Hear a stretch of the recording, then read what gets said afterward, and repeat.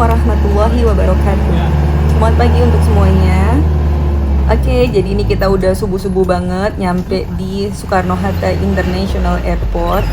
Ini kita berada di Terminal 1. Kita nganter penumpang di Terminal 1 dulu, kemudian ke Terminal 2, lalu ke Terminal 3. Alhamdulillah pihak hotel ada menyediakan pengantaran dan penjemputan untuk di bandara ya. Nah, sambil kita jalan, ada sedikit cerita dari Soekarno-Hatta International Airport Terminal 3. Jadi sebelumnya pada saat proyek pembangunan disebutkan Terminal 3 Ultimate gitu ya, atau Terminal 3 Ultimate. Karena bangunannya dibuat semewah Bandara Changi yang ada di Singapura. Terus setelah proyek selesai, itu kan kayak yang masih melekat gitu ya kalimat ultimate-nya. Namun pihak Angkasa Pura II itu menegaskan bahwasannya tidak ada Terminal 3 Ultimate, yang ada tuh hanya Terminal 3 ya. Nah, jadi Terminal 3 yang lama itu berintegrasi dengan Terminal 3 yang baru. Berbeda ya dari Terminal 1 dan 2 yang dibangun dengan menggabungkan arsitektur lokal dalam rancangannya. Nah, untuk Terminal 3 itu dibangun dengan desain modern, kontemporer, dengan ramah lingkungan dan rasa tradisional. Nah, ini kan Terminal 2-nya ya. Jadi Terminal 1 sama Terminal 2 kelihatan tuh masih arsitektur yang lokal. Nah, terus untuk Terminal 3 sendiri yang diresmikan 9 Agustus 2016 itu buat penerbangan domestik ya, yang setelah proyek selesai itu diresmikannya itu 9 Agustus 2016. Nah, ini dia Terminal 3-nya. Dan tanggal 1 Mei 2017 untuk penerbangan internasional. Maskapai yang ada di Terminal 3 itu adanya Garuda Indonesia dan Citylink Indonesia. Mereka mengoperasikan seluruh penerbangannya baik domestik dan internasional, serta Batik Air untuk penerbangan internasional dari terminal ini. Untuk maskapai purlayanan internasional baik maskapai nasional maupun swasta yang beroperasi melayani seluruh rute internasional dari Terminal 3, kecuali maskapai berbiaya rendah internasional. Jadi untuk Indonesia AirAsia dan Lion Air untuk penerbangan internasionalnya itu dilayani di Terminal 2F. Dan Batik Air juga Indonesia AirAsia untuk penerbangan domestik hanya dilayani di Terminal 1A. Setelah menempuh perjalanan udara selama 1 jam 15 menit sambil jalan keluar bandara. Jadi tadi ceritanya di Terminal 3 itu excited banget lihat restoran sandwich cetak saji Subway ada. Jadi dulu tuh Subway pernah mendominasi pusat perbelanjaan besar di Jakarta juga Bali pada tahun 1990-an.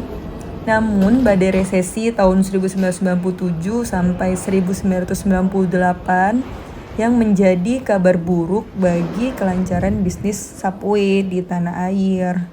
Nah, pada saat itu kan inflasi mencapai 75% di tahun 1998 sampai 1999, tertinggi dalam sejarah Indonesia.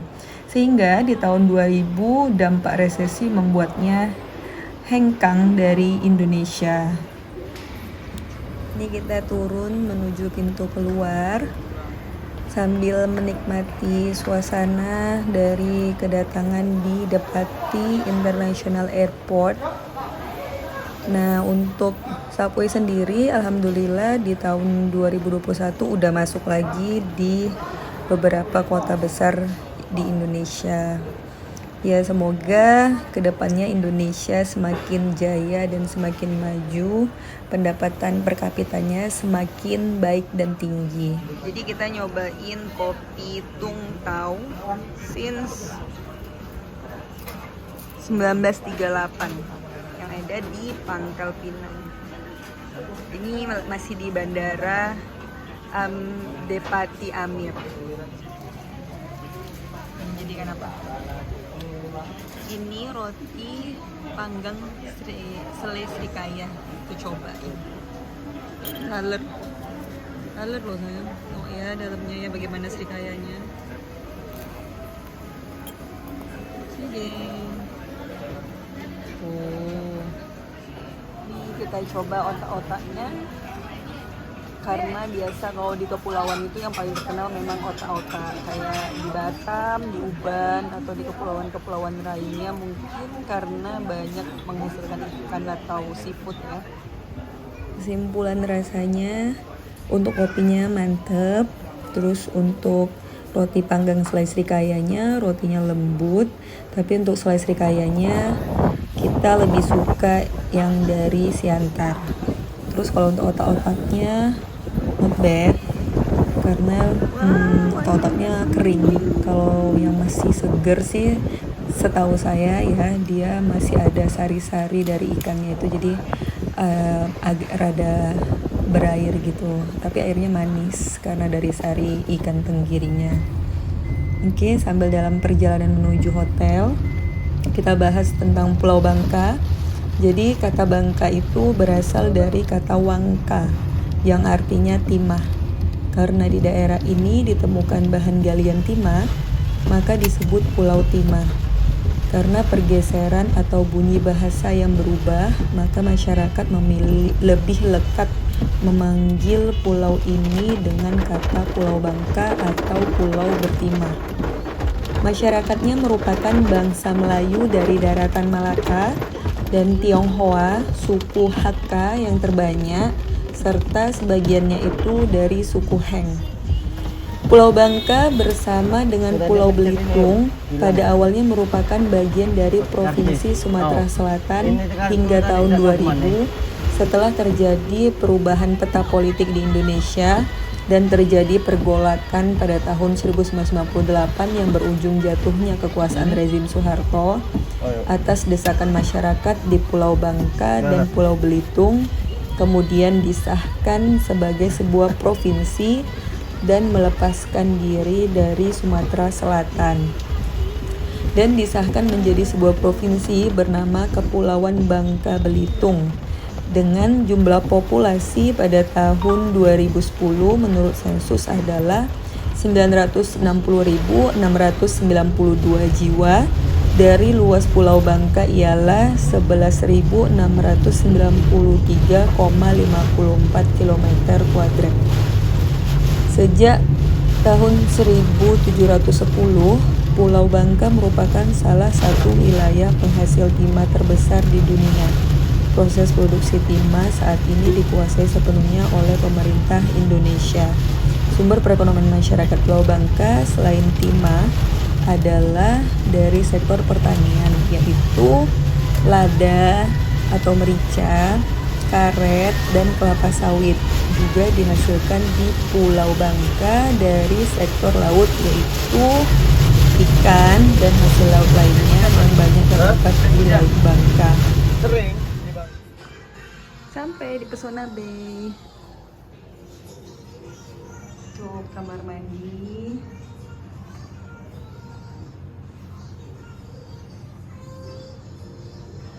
Lumayan.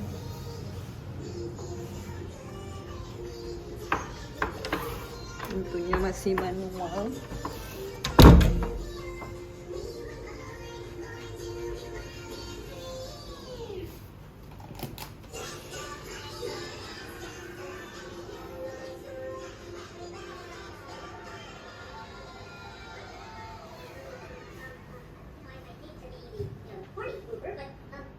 Supposed to be learning about the C scale? Well, why don't you see yourself to detention? You see me to detention. Excuse me, young man, but are you questioning my teaching methods? No, I'm not, because you don't have any teaching methods. You haven't learned a thing.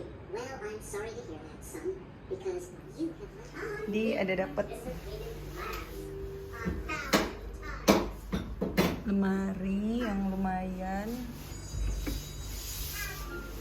ya untuk isinya ya. Biasalah ada gantung-gantungan. Ini ada menu, terus ada kulkas, kita lihat kulkasnya.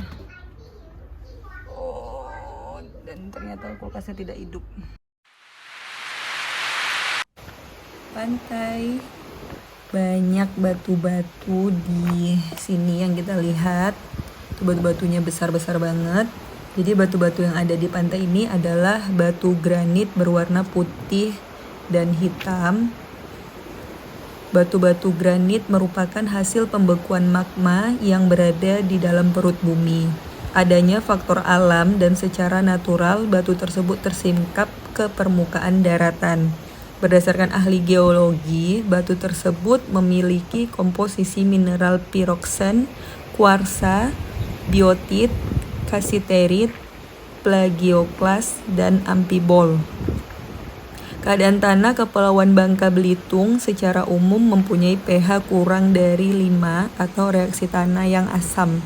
Akan tetapi memiliki kandungan aluminium yang sangat tinggi. Di dalamnya mengandung banyak mineral biji timah dan bahan galian berupa pasir, pasir kuarsa, batu granit, kaolin, tanah liat, dan lain-lain. Keadaan tanah terdiri dari yang pertama itu potsolik dan litosol. Warnanya coklat kekuning-kuningan berasal dari batu plutonik masam yang terdapat di daerah perbukitan dan pegunungan kuarsa, batu granit, kaolin, tanah liat, dan lain-lain. Yang kedua itu asosiasi potsolik. Warnanya coklat kekuning-kuningan dengan bahan induk kompleks batu pasir kuarsit dan batuan plutonik masam. Yang terakhir adalah asosiasi aluvial, hidromotif, dan clay humus serta regosol berwarna kelabu muda berasal dari endapan pasir dan tanah liat. Sekian dulu. Assalamualaikum warahmatullahi wabarakatuh. Jazakumullah khair, barakallahu fikum.